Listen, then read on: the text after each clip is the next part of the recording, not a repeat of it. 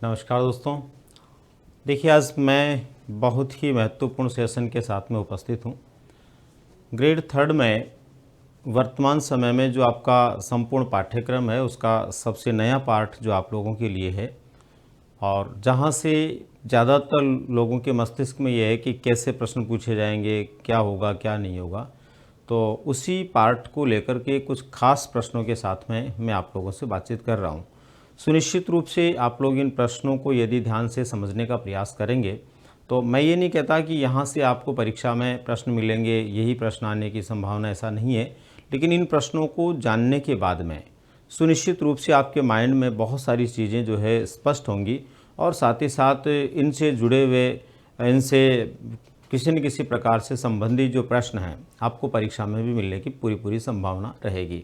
तो दोस्तों, मैं अभी बातचीत कर रहा हूँ शैक्षिक परिदृश्य को लेकर के। और शैक्षिक परिदृश्य में दोस्तों, जैसा कि आप देख पा रहे होंगे, यहाँ पर हम शैक्षिक परिदृश्य में 30 महत्वपूर्ण प्रश्नों को लेकर के अभी प्रैक्टिस करने वाले हैं। और आप लोग भी साथ साथ कोशिश करें सही जवाब देने की। क्या सही जवाब हो सकता है? जब आप सही जवाब देने का प्रयास करेंगे तो सुनिश्चित रूप से आपकी प्रैक्टिस भी बढ़ेगी, और आपको ये भी पता चलेगा कि कैसे हम परीक्षा में आने वाले प्रश्नों को कम से कम समय में कर पाएंगे। तो दोस्तों, शुरुआत करते हैं पहले प्रश्न से।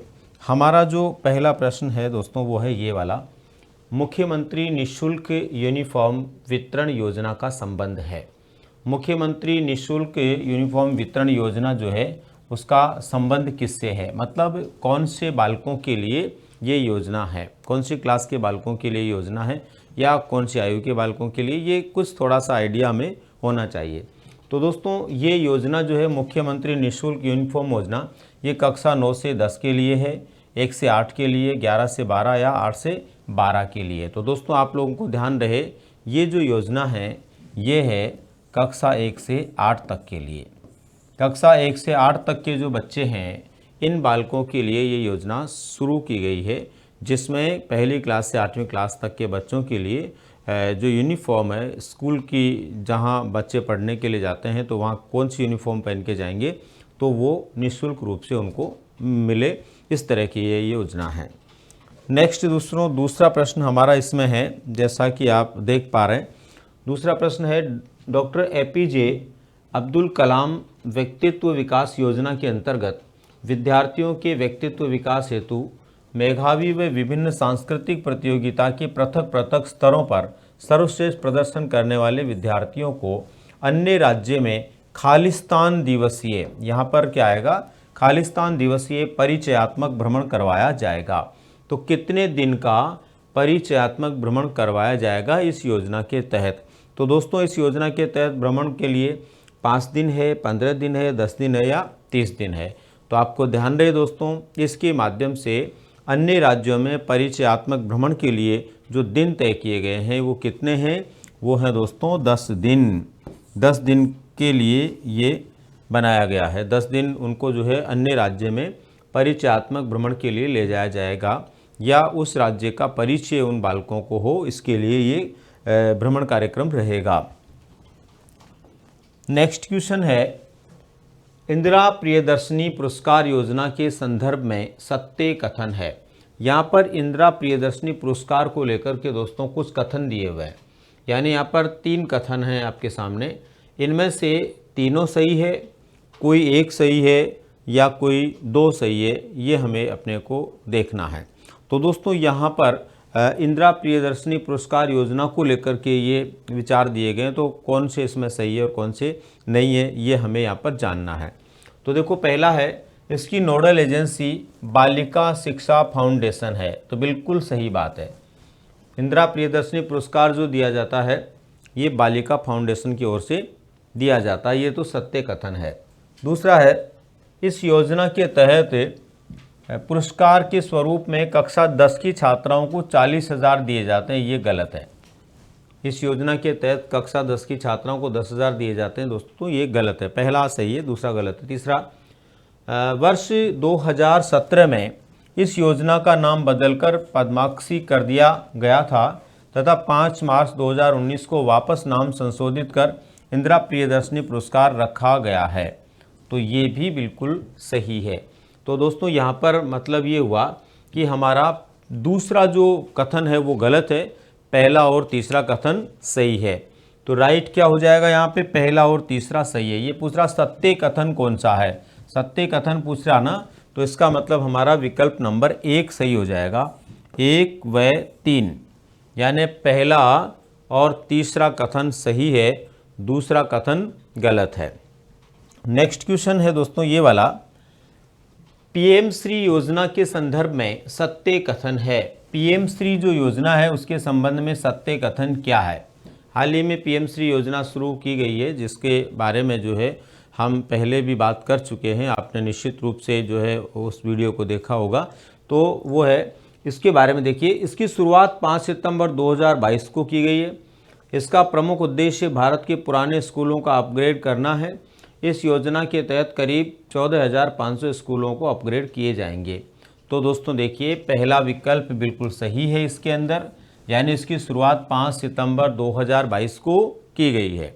दूसरे नंबर पर, इसका प्रमुख उद्देश्य भारत के पुराने स्कूलों को अपग्रेड करना या उनको उन्नत बनाना है। तो दोस्तों ये भी सही है विकल्प है। इस योजना के तहत करीब 14,500 स्कूलों को अपग्रेड किया जाएगा, तो ये भी सही है। तो अब इसका मतलब ये हुआ कि जब ए बी सी तीनों सही है तो राइट आंसर हमारा क्या हो जाएगा, उपयुक्त सभी। तो राइट आंसर हो गया दोस्तों 4th।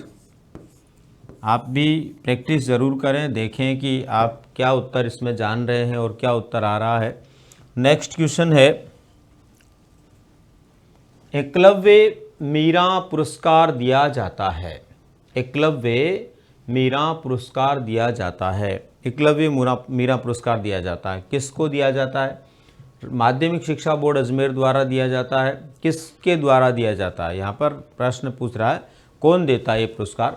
तो माध्यमिक शिक्षा बोर्ड अजमेर द्वारा, राजस्थान स्टेट ओपन स्कूल द्वारा, मॉडल स्कूल द्वारा या सैनिक स्कूल द्वारा। तो देखिए, एकलव्य मीरा पुरस्कार जो दिया जाता है वो दिया जाता है राजस्थान स्टेट ओपन स्कूल के द्वारा, क्योंकि जिस तरह से एकलव्य ने ओपन प्रकार से अपनी धनुर्विद्या सीखी थी, बिना गुरु के उन्होंने अपने स्तर पे जो है जो विद्या सीखी थी, उसी प्रकार से ओपन स्कूल के अंदर बालक खुद पढ़ कर के सीखता है और अपनी जो शैक्षिक प्रकार की प्रगति को प्राप्त करता है। तो ये पुरस्कार भी इसी से जुड़ा हुआ है। तो राजस्थान स्टेट ओपन स्कूल के द्वारा ये दिया जाता है। नेक्स्ट है, प्रबंधन से संबंधित पोस्ट कॉर्ब सिद्धांत किसके द्वारा पेश किया गया था? प्रबंधन से संबंधित पोस्ट कॉर्ब नामक जो सिद्धांत है ये किसने दिया था? पोस्ट कॉर्ब लूथर गुलिक ने दिया था, हेनरी फेयोल ने दिया था, जे हॉटले ने दिया था या टेलर ने दिया था? तो दोस्तों पोस्ट कॉर्ब जो है ये प्रबंधन से संबंधित विचार है। अलग अलग इसके जो वर्ड्स हैं वो एक एक पहले शब्द के आधार पर मिला करके ये बनाया गया। पी का मतलब प्लानिंग से होता है, और का मतलब ऑर्गेनाइजेशन से होता है, एस का मतलब स्टाफिंग से होता है, डी का मतलब डायरेक्टिंग से होता है, सीओ का मतलब कोऑर्डिनेशन से होता है, आर का मतलब रिपोर्टिंग से होता है और बी का मतलब बजटिंग से होता है। और दोस्तों ये दिया गया था लूथर गुलिक के द्वारा, यानी लूथर गुलिक ने ये सूत्र दिया था, और इसके जो एक एक पद हैं उसके अनुसार प्रबंधन के सभी कार्य इसमें दृष्टिगोचर हो जाते हैं। तो ए इसका राइट आंसर रहेगा। नेक्स्ट है, जे हार्टले के अनुसार शैक्षिक प्रबंधन के प्रमुख तत्व हैं। जे हार्टले के अनुसार शैक्षिक प्रबंधन जो होता है उसके प्रमुख तत्व क्या होते हैं? तो दोस्तों जे हार्टले के अनुसार अदा, प्रक्रिया और प्रदा, यानी कि ग्रहण करना, उसकी प्रोसेस करना और उसको वापस से पहुंचाना। आदान प्रदान, अदा प्रदा का मतलब आदान प्रदान और प्रोसेस, ये तीनों ही इसमें होते हैं। तो राइट आंसर हमारा क्या हो जाएगा? उपयुक्त सभी। अगला प्रश्न है दोस्तों हमारा इसमें, विद्यालय प्रबंधन समिति के कार्यकारिणी समिति की वोटिंग विधि के संदर्भ में सत्य कथन का चयन कीजिए। विद्यालय प्रबंधन समिति जो होती है इसमें जो वोटिंग विधि है उसके संदर्भ में कौन सा कथन सत्य है, उस सत्य कथन का हमें क्या करना है, यहाँ पर चुनाव करना है। तो पहला है, सभी सदस्यों को वोट करने का समान अधिकार प्राप्त है। बिल्कुल, जो भी उसके मेंबर्स होते हैं वो समान रूप से वोट दे सकते हैं। दूसरा, वोटिंग हाथ खड़ा करके हाथ खड़ा कर की जाएगी, साथ ही अन्य पद्धति भी अपना सकते हैं। वैसे तो वोटिंग हाथ खड़ा करके सामान्य रूप से हो जाती है, लेकिन अगर ज़रूरत पड़े तो अन्य पद्धति भी अपनाई जा सकती है। बराबर मत आने की स्थिति में बैठक का अध्यक्ष निर्णायक मत देता है। बिल्कुल, बराबर मत आ जाए तो बैठक का अध्यक्ष होता है वो निर्णायक मत देता है और उसके आधार पर चुनाव होता है, जो उसका प्रेसिडेंट या अध्यक्ष बनता है। तो ये तीनों ही बातें बिल्कुल सही है। तो राइट आंसर हमारा क्या हो जाएगा? उपर्युक्त सभी। यानी विद्यालय प्रबंधन समिति में चुनाव की प्रोसेस जो है उसके बारे में, वोटिंग की प्रोसेस है उसके बारे में ये सभी कथन क्या हैं? सही है, सत्य कथन है। नेक्स्ट है, विद्यालय प्रबंधन समिति की कार्यकारिणी में कुल सदस्य संख्या है। देखो, विद्यालय प्रबंधन समिति की कार्यकारिणी में 15, 23, 22 और 16, तो देखो 16 सदस्य संख्या होती है और ये 16 सदस्य संख्या होती है, इसमें 8 महिला होती है और 8 इसमें पुरुष होते हैं। 8 महिला होती है, 8 पुरुष होते हैं। ये यहाँ पर ध्यान रखने वाली बात है। इस तरह टोटल 16 होते हैं और भी इसके अंदर ये भी ध्यान रहे कि लगभग 75% गार्जियन होते हैं। इसके अंदर 75% क्या होते हैं? अभिभावक होते हैं। ये इसके अंदर है। तो अभिभावक होते हैं 75%, इसका मतलब 16 में से लगभग 12 जो है अभिभावक होते हैं और 4 अन्य कर्मचारी हो सकते हैं। तो ध्यान रहे इसका राइट आंसर क्या होगा? 16 होगा। यानी जो प्रबंधन समिति होती है, प्रबंधन समिति स्कूल के अंदर, उसमें 16 मेंबर्स होते हैं। नेक्स्ट क्वेश्चन है हमारा, देखो ये वाला, विद्यालय प्रबंधन समिति के संदर्भ में अध्यक्ष कार्य नहीं है। अध्यक्ष का कार्य नहीं है, अध्यक्ष कार्य नहीं, अध्यक्ष का कार्य नहीं है। विद्यालय प्रबंधन समिति जो है उसमें कौन सा ऐसा काम है जो अध्यक्ष का नहीं होता? बाकी और कार्य अध्यक्ष के यहाँ पर दिए गए हैं। तो पहला है बैठक आहूत करना। बैठक आहूत करना अध्यक्ष का बिल्कुल कार्य होता है। बैठक आहूत करने की सूचना जारी करना, ये अध्यक्ष का काम नहीं होता। समिति का प्रतिनिधित्व करना और बराबर मत आने पर निर्णायक मत देना, ये सब इसका होता है। लेकिन बैठक आहूत करना सेक्रेटरी का काम होता है। इसका जो सचिव बनाया जाता है उसका काम होता है मूल रूप से, जो बैठक की सूचना को जारी करता है। तो राइट आंसर क्या हो जाएगा दोस्तों? हमारा इसमें बी हो जाएगा। नेक्स्ट क्वेश्चन है हमारा, राजस्थान के शिक्षा में बढ़ते कदम कार्यक्रम शुभारंभ किया गया। राजस्थान में शिक्षा के बढ़ते कदम कार्यक्रम का शुभारंभ कब किया गया? 11 जुलाई 2022 को, 13 जुलाई 2022 को, 11 जुलाई 2021 को और 22 जुलाई 2022 को। तो ये किया गया था दोस्तों 11 जुलाई 2022 को। 11 जुलाई 2022 वो दिन है जब राजस्थान में शिक्षा के बढ़ते कदम नामक कार्यक्रम का शुभारंभ किया गया था। तो राइट आंसर हमारा क्या हो जाएगा? 11 जुलाई 2022 को। नेक्स्ट है, SIQE योजना राज्य के समन्वित राजकीय उच्च माध्यमिक और माध्यमिक विद्यालय में कक्षा 1 से 10 एवं 1 से 12 में अध्ययनरत कक्षा खालिस्तान से खालिस्तान तक के विद्यार्थियों के अधिगम स्तर में गुणात्मक वृद्धि सुनिश्चित करना है। यानी कि ये विशेष कार्यक्रम शुरू किया गया है क्वालिटी एजुकेशन को लेकर के। विशेष रूप से किसको लेकर के?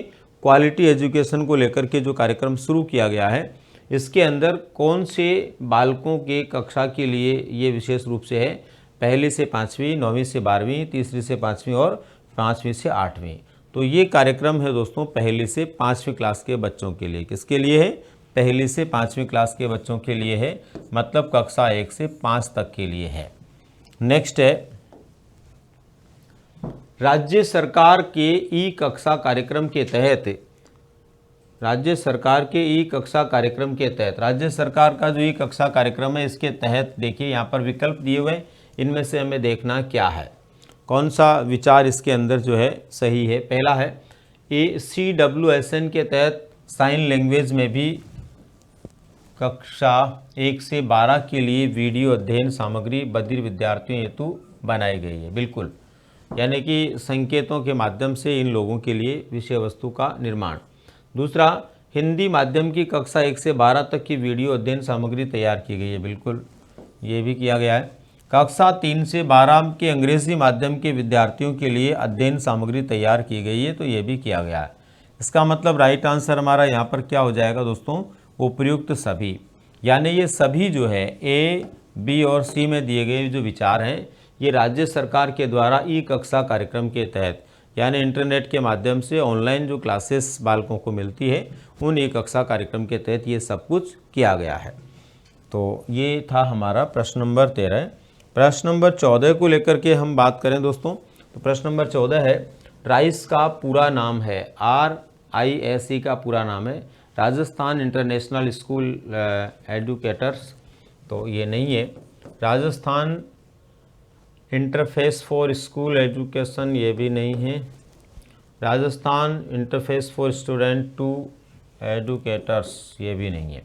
Rajasthan interface for school educators, तो राइट आंसर है दोस्तों हमारा डी जो है इसका राइट आंसर है। यानी फुल नेम अपने को पूछा गया है RISE का, तो इसका फुल नेम क्या होगा, Rajasthan interface for school educators. Next question है स्कूल में ई लर्निंग के लिए प्रोजेक्ट स्माइल कब शुरू किया गया।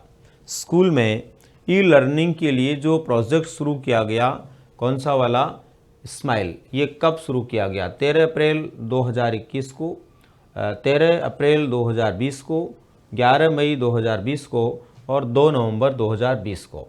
तो दोस्तों ये जो कार्यक्रम शुरू किया गया था ये किया गया था कब, ये 13 अप्रैल 2020 को शुरू किया गया, 13 अप्रैल 2020 को। तो ध्यान रहे इस कार्यक्रम की शुरुआत 13 अप्रैल 2020 को की गई, यानी 13 अप्रैल 2020 से स्माइल कार्यक्रम शुरू किया गया। नेक्स्ट है नई राष्ट्रीय शिक्षा नीति को विभक्त किया गया है। नई राष्ट्रीय शिक्षा नीति जो है इसको विभक्त किया गया है 4 भाग तथा 27 अध्याय में, 7 भाग तथा 38 अध्यायों में, 7 भाग 39 अध्यायों में और 7 भाग 25 अध्याय में। तो 4 भाग 27 अध्याय में इसको विभक्त किया गया है। जो नई राष्ट्रीय शिक्षा नीति है इसको दोस्तों 4 भाग और 27 अध्याय में विभक्त किया गया है। तो ध्यान रहे अपने को 4 भाग 27 अध्याय। भारत सरकार ने मूलभूत साक्षरता एवं संख्यात्मक कौशल के विकास पर एक राष्ट्रीय मिशन निपुण भारत शुरू किया। भारत सरकार ने मूलभूत साक्षरता एवं संख्यात्मक कौशल के विकास पर एक राष्ट्रीय मिशन निपुण भारत शुरू किया। ये कब शुरू किया, मिशन जो शुरू किया 28 जुलाई 2021 को, 15 सितंबर 2021 को, 5 जुलाई 2021 को और 18 अगस्त 2021 को। तो दोस्तों ये 5 जुलाई 2021 को इसकी शुरुआत कब की गई, 5 जुलाई 2021 को इसकी शुरुआत की गई थी। तो राइट आंसर हमारा इसमें हो जाएगा सी, 5 जुलाई 2021 को। नेक्स्ट क्वेश्चन है राष्ट्रीय शिक्षा नीति 2020 में छात्रों की प्रगति के लिए मूल्यांकन के लिए मानक निर्धारित निकाय के रूप में किस एक नए राष्ट्रीय आकलन केंद्र की स्थापना की गई है। यानी कि मानक जो है उसकी इकाई के लिए या एक निकाय के रूप में, मानक निर्धारित की निकाय के रूप में, यानी कि मूल्यांकन के लिए मानक तय करने वाली निकाय, एक तरह से यूँ कह सकते हैं हम कोई भी संस्था के रूप में या किसी व्यक्ति के रूप में या प्रोसेस के एक मुखिया के रूप में जो है इसकी शुरुआत की गई है। तो ये जो शुरुआत की गई है ये क्या है, ये परख है, निपुण है, दृष्टि है, उदय है। तो ये है दोस्तों परख आकलन केंद्र की स्थापना की गई है। उसको नाम क्या दिया गया है, उसको परख नाम दिया गया है। नेक्स्ट है स्कूल रेडीनेस कार्यक्रम का उद्देश्य है। स्कूल रेडीनेस कार्यक्रम का उद्देश्य है नव प्रवेशित विद्यार्थियों का विद्यालय वातावरण से जुड़ाव करना, प्री स्कूल के छात्र स्तर पर बच्चों का व्यवधान रहित शिक्षण सुनिश्चित करना, खेल के माध्यम से मुक्त, आनंददायी एवं प्रेरक वातावरण पैदा करना। तो दोस्तों यहाँ पर देखिए स्कूल रेडीनेस कार्यक्रम, तो हमें हमेशा यहाँ पर ध्यान रखने की ज़रूरत है कि इस तरह का कोई भी कार्यक्रम यदि शुरू होता है तो उसमें पॉजिटिव जो चीज़ें हैं उनको थोड़ा देखना है। तो अगर स्कूल रेडीनेस कार्यक्रम है तो नव प्रवेशित विद्यार्थियों के वातावरण में जुड़ाव को लेकर के भी इसमें ध्यान दिया गया है। दूसरा, प्री स्कूल छात्र स्तर पर बच्चों के व्यवधान रहित शिक्षण सुनिश्चित करना भी तय होगा और आनंददायक मुक्त शिक्षा उनको मिले, ऐसा वातावरण मिले, ये भी तय होगा। तो इसका मतलब डी हमारा राइट आंसर हो जाएगा यहाँ पर, यानी इस प्रश्न का राइट आंसर क्या हो जाएगा दोस्तों, डी। अब इसके बाद में नेक्स्ट क्वेश्चन है हमारा ये वाला 20 नंबर का। राष्ट्रीय शिक्षा नीति 2020 में विद्यालय शिक्षा में 100% सकल नामांकन अनुपात प्राप्त करने का लक्ष्य है। राष्ट्रीय शिक्षा नीति 2020 जो है उसके अंदर जो तय किया गया है उसमें जो है 100% सकल नामांकन का अनुपात प्राप्त करने का लक्ष्य 2025, 2030, 2035 या 40। तो इसमें 100% नामांकन का जो लक्ष्य रखा गया है 2020 तक के लिए रखा गया, 2030 तक के लिए रखा गया, यानी 2030 तक क्या करना पड़ेगा, 100% नामांकन इसमें हो जाएंगे। सकल नामांकन, कोई ऐसा बालक नहीं होगा जो कि विद्यालय से नहीं जुड़ेगा या शिक्षा से नहीं जुड़ेगा। अब इसके बाद में नेक्स्ट आता है नई शिक्षा नीति 2020 में लक्ष्य रखा गया है कि 3 से 6 वर्ष के बच्चों को निःशुल्क, सुरक्षित, गुणवत्तापूर्ण और विकास के लिए उपयुक्त देखरेख तथा शिक्षा वर्ष खालिस्तान तक उपलब्ध करवाई जाएगी। तो 2024, 25, 26 और 30, तो दोस्तों ये 2025 तक जो है ये लक्ष्य रखा गया है कि बालकों को गुणवत्तापूर्ण शिक्षा मिलेगी, निःशुल्क सुरक्षित शिक्षा मिलेगी और उचित देखभाल भी उनको दी जाएगी। ये 2025 तक का लक्ष्य नई शिक्षा नीति में तय किया गया है। नेक्स्ट है एनपीई 2020 के अनुसार वर्ष 2025 तक पूर्व प्राथमिक से उच्च प्राथमिक स्तर तक के सरकारी स्कूलों को एक उच्च माध्यमिक स्कूल के अधीन किया जाएगा। इस योजना का प्रस्तावित नाम क्या है? यानी कि इस योजना में मतलब ये जो शिक्षा से संबंधित नई शिक्षा नीति है, इस शिक्षा नीति में तय किया गया कि 2025 तक जितने भी प्राथमिक और उच्च प्राथमिक स्तर के स्कूल हैं उनको सरकारी स्तर पर उच्च माध्यमिक स्कूल के अधीन कर दिया जाएगा। वो उनकी देखरेख करेगा, मॉनिटरिंग करेगा। तो ये जो योजना रखी गई है इसका नाम क्या है? तो इसका नाम है दोस्तों स्कूल परिसर। इस योजना का नाम क्या रखा गया है? स्कूल परिसर योजना नाम रखा गया। कुल मिलाकर के वो सारे स्कूल मिलकर के एक परिसर का निर्माण करते हैं। इस तरह के भाव इसके अंदर समाहित किए गए हैं। नेक्स्ट है भारत देश ने विगत 50 वर्षों में लगभग 220 भाषाओं को खो दिया है। भारत देश जो है उसमें 50 वर्षों के अंदर 220 भाषाएं क्या हो गई, गायब हो गई। यहाँ पर जो है कदम कदम पर नई भाषाएं देखने को मिलती थी। ऐसी भाषाओं में 220 भाषाएं जो है लगभग गायब हो गई। अब लोग उनको नहीं बोलते, उनका उपयोग नहीं करते हैं।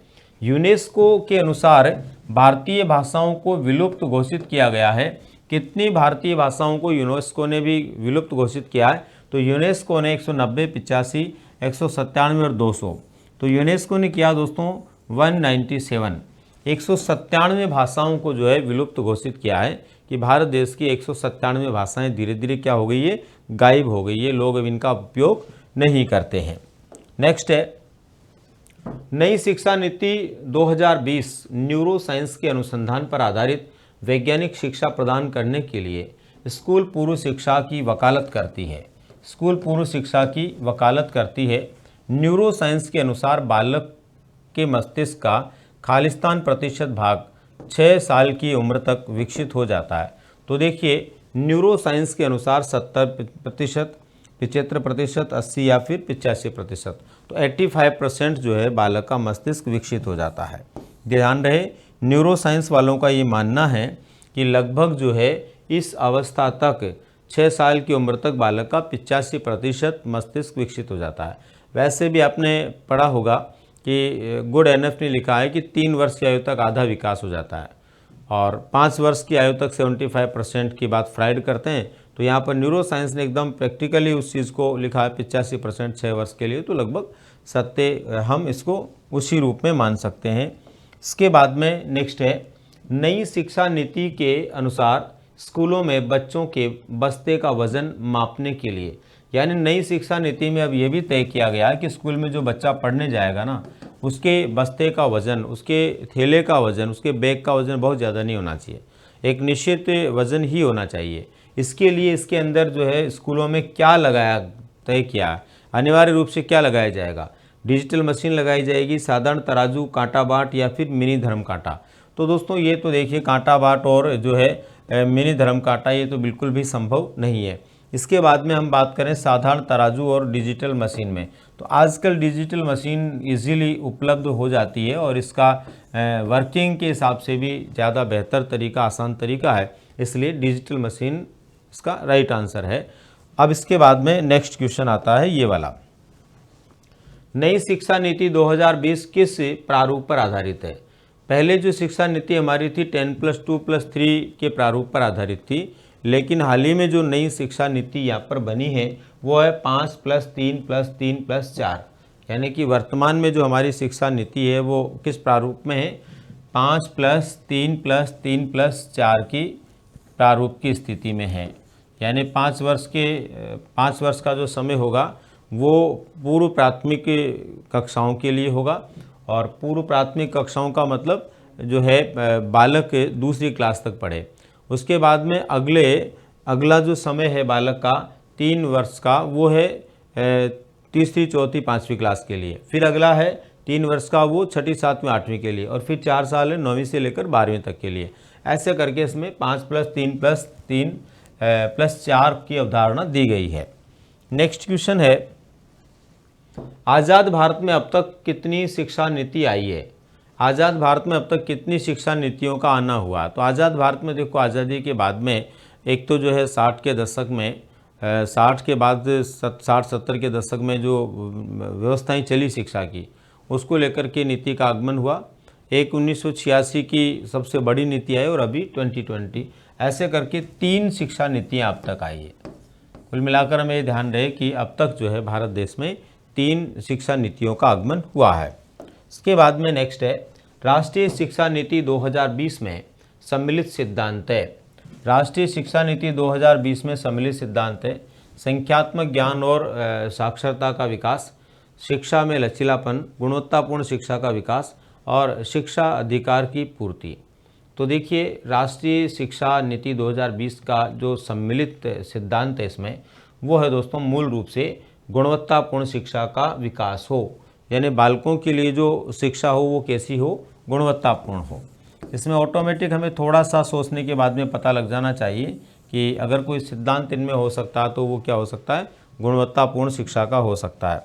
29 नंबर का क्वेश्चन है, हाल ही में राजस्थान की शिक्षा में बड़ा बदलाव आया है, जिसके कारण अब खालिस्तान सरकारी स्तर पर नहीं होंगे बल्कि ये सब, यानी कि अब यहाँ पर कह रहा कौन से स्कूल नहीं होंगे और कौन से होंगे, ये इसमें दिया गया। तो माध्यमिक स्कूल, उच्च माध्यमिक स्कूल, तो दोस्तों अब माध्यमिक स्कूलों को समाप्त कर दिया गया और उनके स्थान पर अब होंगे, क्या होंगे, अब होंगे उच्च माध्यमिक स्कूल। तो इसका मतलब राइट आंसर क्या हो जाएगा, पहला हो जाएगा, यानी माध्यमिक स्कूल सब अब वर्तमान में समाप्त कर दिए गए हैं और उन सबको किस में क्रमोन्नत कर दिया गया है, उच्च माध्यमिक में। तो माध्यमिक नहीं होकर अब सब क्या होंगे, उच्च माध्यमिक स्कूल होंगे। और ये है दोस्तों अंतिम प्रश्न, कक्षा 9 से 12 के विद्यार्थियों के लिए ऑनलाइन कैरियर मार्गदर्शन व रोजगार की जानकारी हेतु 4 फरवरी 2019 को शुरू किया गया। 4 फरवरी 2019 को शुरू किया गया शिक्षा सूचना पोर्टल, रोजगार guarantee portal, Rajiv Gandhi portal, Mahatma Gandhi शिक्षा मिशन। तो ये शुरू किया गया था दोस्तों राजीव गांधी शिक्षा पोर्टल। ध्यान रहे कि 4 फरवरी 2019 को विद्यार्थियों के लिए जो 12वीं कक्षा के बाद के या 9 से 12 कक्षा में पढ़ने वाले जो विद्यार्थी हैं उनको कैरियर से संबंधित गाइडेंस देने के लिए राजीव गांधी पोर्टल की शुरुआत की गई थी। तो दोस्तों इस तरह से ये थे हमारे 30 खास प्रश्न जो विशेष रूप से ग्रेड 3 के लिए आने वाली परीक्षा में एक मार्गदर्शन देने वाले सिद्ध होंगे। उम्मीद करता हूँ आप सभी को इन प्रश्नों के माध्यम से न सिर्फ एक बार अपने पाठ्यक्रम की रिवीजन का अवसर मिला होगा, अपितु ये भी काफ़ी हद तक स्पष्ट हुआ होगा कि किस तरह के प्रश्न हमें पूछे जा सकते हैं। तो दोस्तों ये था आप लोगों के लिए एक छोटा सा तोहफा। मिलते हैं फिर किसी विशेष जानकारी या फिर खास प्रश्नों के साथ में। धन्यवाद।